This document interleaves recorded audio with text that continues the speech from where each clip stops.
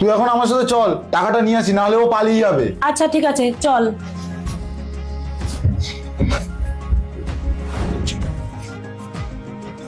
ভালোই হলো ম্যাডাম, আপনার সঙ্গে দেখা হয়ে গেল।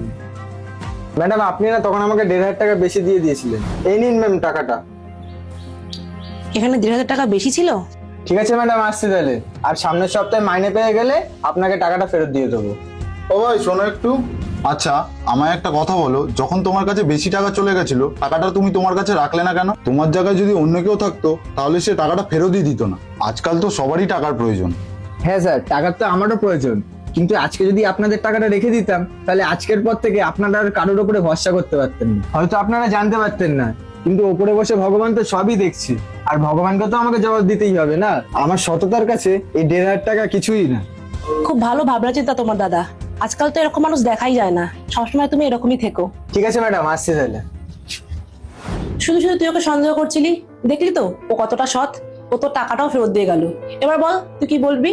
হ্যাঁ, তুই ঠিকই বলেছিস। আমিও বা কি করবো বল, আজকাল যা পরিস্থিতি, সবার উপরে এমনিই সন্দেহ হয়। এখনকার দিনেও এমন যে সৎ মানুষ হয়, আমার তো বিশ্বাসই হচ্ছে না। এরপর থেকে যদি ওই গার্ডের কোনো সাহায্যের প্রয়োজন হয়, তুই কিন্তু ওকে অবশ্যই সাহায্যটা করিস। আর ও যদি টাকাটা ফেরত দিতে আসে, তুই কিন্তু টাকাটা ফেরত দিস না। হ্যাঁ রে, আমিও সেটাই ভেবে রেখেছি যে ও আসলে ওর থেকে টাকাটা ফেরত নেবো না।